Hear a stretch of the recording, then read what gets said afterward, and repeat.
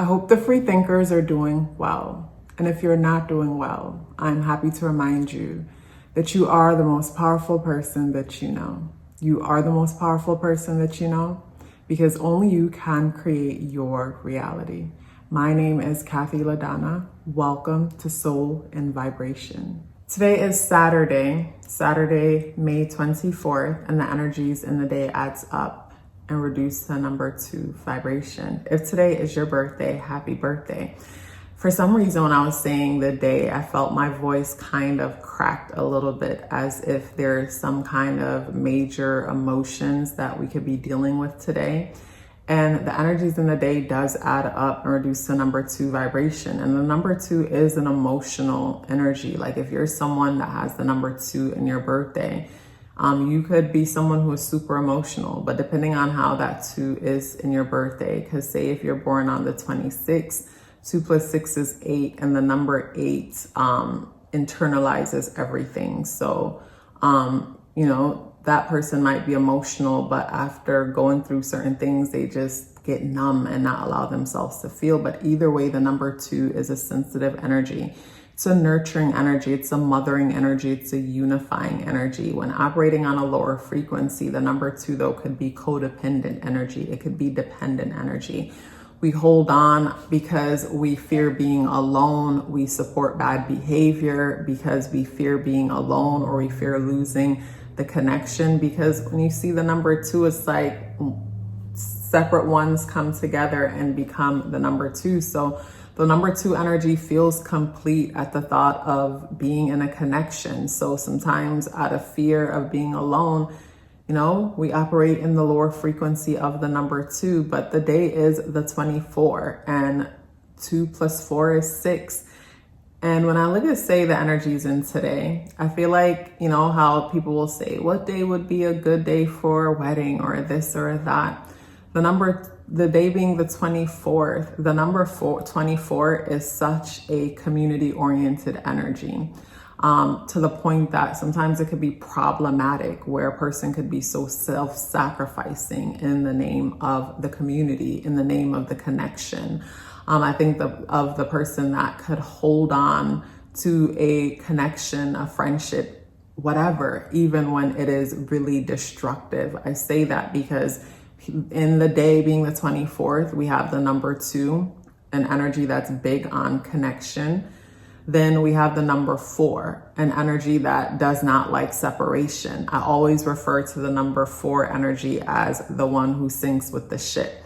The person who's working at the job for some time and everybody's getting news that the company is closing, and everybody relocates or moves along at some point as they've heard the news and they're seeing the signs. But the number 4 will dismiss the news, dismiss the signs.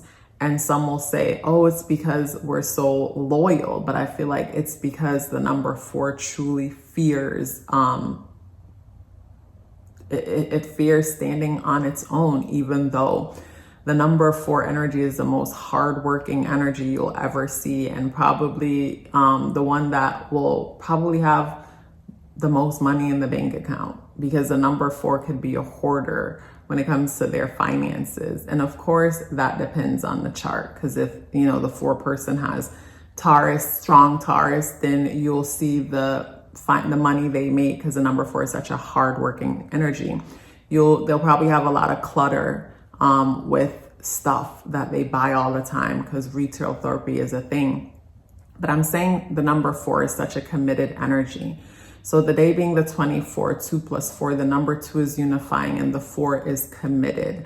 I love seeing, though, when the number 4 stands in its power, because for me, when the number 4 is in its power, I think of a person who is disciplined. I think of a person who doesn't fear endings, because they know that they're the ones that bring the stability and the security to anything. Because when I think of numbers, I think of how, say, the number 1 is the idea. You have an idea to get something started. The number 2 is the nurture. It nurtures the idea. It gives birth to it. And the number 3 is the idea itself. It's the child. But the number 4, it takes that idea. So say you had a thought of creating like a bakery or whatnot. The number one, you had the idea. The number two, you filled out all the paperwork. You did everything. You created the blueprint. And number three, you opened the doors. But the number four comes in and it brings the structure that will allow for this business to last. So, I think of how the number four energy within all of us could forget that, forget whatever it is that we bring to the table, what we bring to a situation, and instead hold on for dear life to the point that we sink with the ship. But 2 + 4 is 6, and the number 6 deals with community. It deals with family. The number 6 is romantic. It's nurturing. When the number 6 is operating on a lower frequency, though, it's meddling, it's jealous, it's insecure. And that's because the number 6 defines its success based on material things, the kind of partner one will marry, the people one will associate themselves with, the status through career or how much money one makes or however one gets status. But, focus more on the material side of things, where for me, when the number 6 is present, like in today being the 24th, for me, it's important to redefine success for myself. And that's something that I do often because I'm constantly growing. We're constantly growing. And if we're constantly growing, my idea of fun today might not be what my idea of fun was yesterday. So I have to check in with myself often. And on a day like today, some things can come up for some of us, and some things come up around instability, not feeling secure. And it's time for us to reflect on our definition of success, because we might feel like we're not stable or secure when it comes to something. And in all reality, that thing is in a perfect position, that the situation around that is perfect, but instead we're comparing it to something, and from comparing it to something, it seems like it's not enough when it's perfect the way it is. Or in some cases, things need to change because we reflect on our definition of success. And maybe a few years ago, your definition of success was a certain status or title, but now your definition of success has more of a spiritual base to it. And you look around at your situation and it's just not feeding your soul, but afraid to let go, afraid to walk away, because again, with that 4 energy, forgetting that it's a builder, forgetting who it is, a person wonders, who am I without this thing? With the energies in the day adding up, reducing to number 2 vibration, we make excuses to hold on when really something has outgrown its presence in our world. So when it comes to the spirit guidance that comes in to guide us on a day like today, we have the otter energy. And when I look at the otter energy, I look at how the otter is looking towards the future. I look at how the otter is community-oriented energy. It's a builder. It brings me to the water elements of things. And in this moment, what I'm getting when I'm looking at the otter energy is the realization that whatever it is that you're giving up, if you have to give up something, you can create it again. You could build it again. Something about the otter energy is bringing me to building the kind of connection that you want, building the kind of community that you want. And first, we have to know that it's possible. First, we have to know that it's possible. And from knowing that it's possible, from knowing that there are people like you out there, if you feel like you're someone who are lacking in the authentic connections that you want because you feel like you're crossing paths with people often who are inauthentic, you can't bond with them the way you would like, you don't resonate with them the way you would like, and things might feel a bit lonely. First you have to come to a place where you know that because someone like you exists, if you feel like you're so different, and you probably are, if someone like you exists, then others do. There might not be a lot of them, but others do. And first, I imagine I would have to know that this kind of connection is possible and is possible for me. I deserve it, and just expect it. And in the process of expecting it, just go on living my life. Saturn has a strong influence today because today is Saturn Day, and Saturn enters into Aries today. Saturn has been in Pisces for some time, and I've gotten a lot of goodies from Saturn and Pisces, and I hope you have too. Like, look at your chart to see what house Pisces is in for you, and see, I bet some major ending happened or is in the process of happening in that area. Like, I think of in my life when Saturn transited my 6th house, my career changed in a major way, where I went from, say, working in beauty and working in brick and mortar environment to then stepping more into creating content and focusing on other things, learning about investments and things of that. But as Saturn transited one area of my life into another, like, things ended in a major way. It came with major lessons. It's almost like Saturn went in, did demolition work, knocked over everything that wasn't built on truth, helped me to become authentic, helped me to become confident, helped me to become strong in these areas. So when Saturn left, Saturn, helped me to build the muscles that I needed to become my own authority in the area that Saturn moved through. So collectively, Saturn is moving into Aries. When Saturn was in Pisces, Saturn helped us to become more intuitive. Wherever Pisces is in your chart, you probably struggled a lot with not seeing the truth of a thing, probably built connections or mindset around delusion. And when Saturn moved through it, you saw things a lot clearer. Like, depending on, say, whatever area it is, like, imagine, say, if it was in someone's 1st house, Saturn moved through, someone was able to be honest about how they're showing up. Become honest about how they're showing up and decide how they want to show up and how they need to carry themselves in order to be received the way they want people to see them. Where before Saturn was there, they didn't understand how people was receiving them that way. I think of in the 2nd house, maybe in the if Saturn was transiting someone's 2nd house, their financial situation felt like a mess, and Saturn helped them to become better when it comes to managing their books. I remember when Saturn transited my 2nd house, or my house of finances, all of a sudden I started looking at receipts, where before that I would not look at receipts. Something that I still don't look at, and for me it makes sense, I don't follow the gas prices because I feel like that'll stress me out. Like, I gotta buy gas anyways, so I'm not gonna be paying attention to, like, oh, it's 20 cents cheaper. No. Like, where do I intuitively feel like I should get gas? Where it feels like a safe place? I'm not gonna pay attention to that, and maybe I should, I don't know. When Saturn transited my 2nd house, I started looking at my receipts. I started keeping track of my money going in and my money coming out after Saturn left the 2nd house. So Saturn brings in gifts. When Saturn transits one's 3rd house, a person becomes more present or conscious about their communication.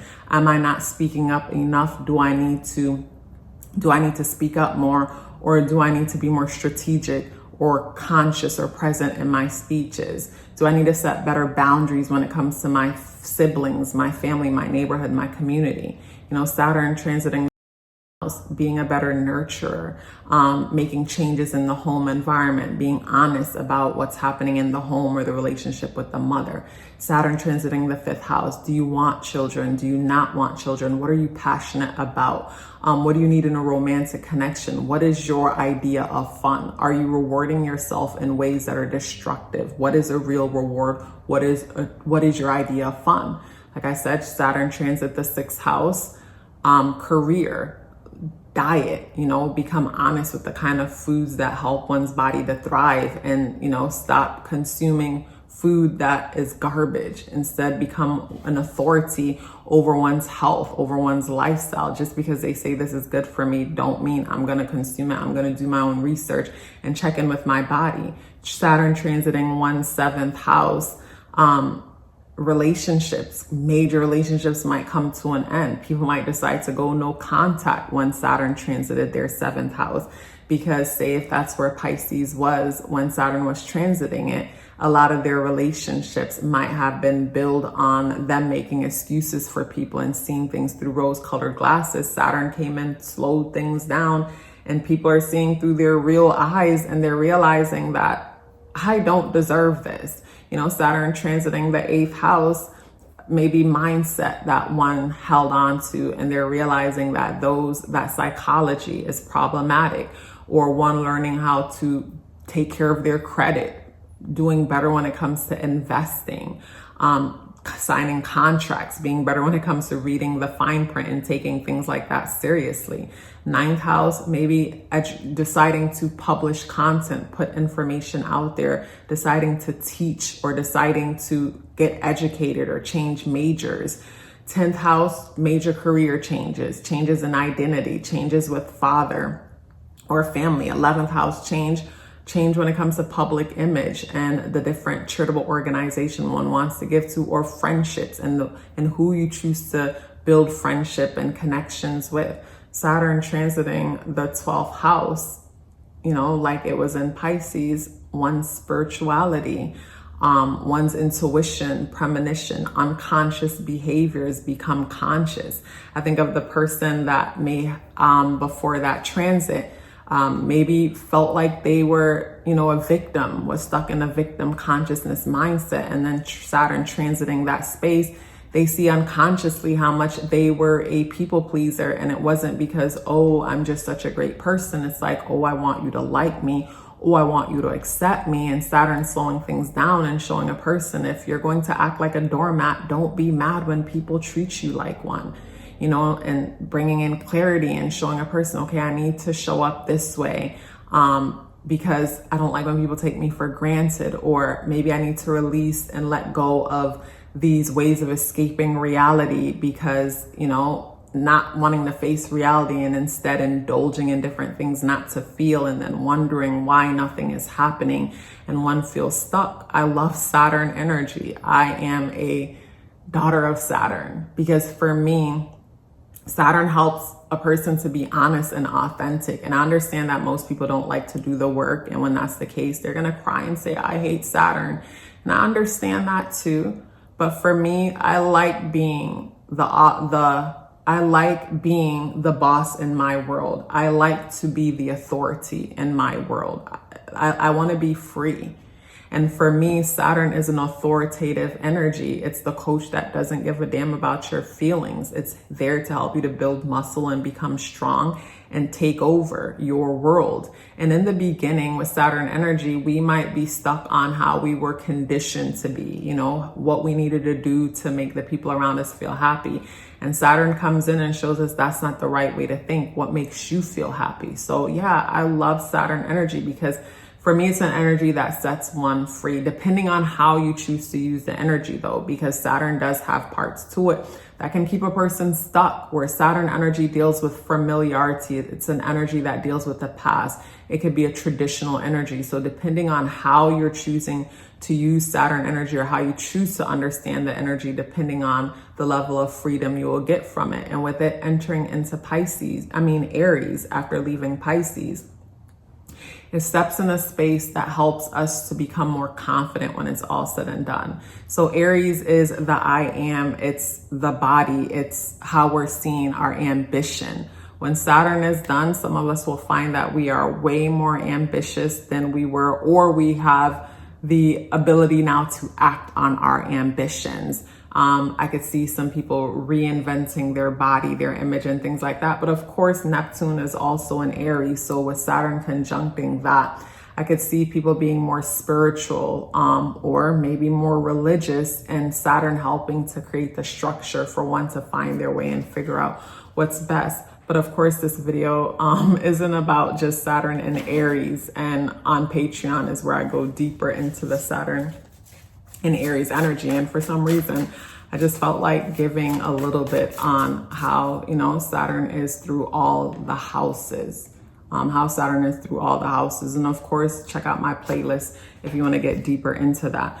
Let's pause for a bit. I am proud of the services that I offer and excited to tell you about them. If it would be your first time booking with me, then I recommend the natal chart and numerology awareness coaching session. For a while, that was the only service I offered, along with the 30 minutes tarot reading, which is still available if you're interested. I noticed the pattern. At the end of the natal chart and numerology coaching sessions, some of you would ask me for a follow-up service options for additional clarity and guidance to assist you with whatever you're going through at the moment. I kept saying, I'll look into it. I don't know why it took me so long. Finally, I have created that option along with the service option to book a solar return chart reading for those of you who are strategic and like to plan ahead. Everything you need to know is within the description box below. Let's get back into the video. So when it comes to today's energy, the Justice card is in the reversal position. And maybe this had something to do with the emotional feeling that I had when I came to today's energy. Maybe some of us are dealing with some things that might feel like injustice. It feels like it's not fair. It feels like, why is it this way? And for me, as cliche as it might sound, that's because it's working for you. It's working for your greatest good in some way. I think of, for me, how discomfort is a signal for change, how things won't go my way and cause me to be uncomfortable and frustrated. But you know, without that, I would have probably never moved on from a situation. I would have never looked at other options. And I feel like maybe that's something that, you know, the Justice card coming out in the upright position might help some of us to do today.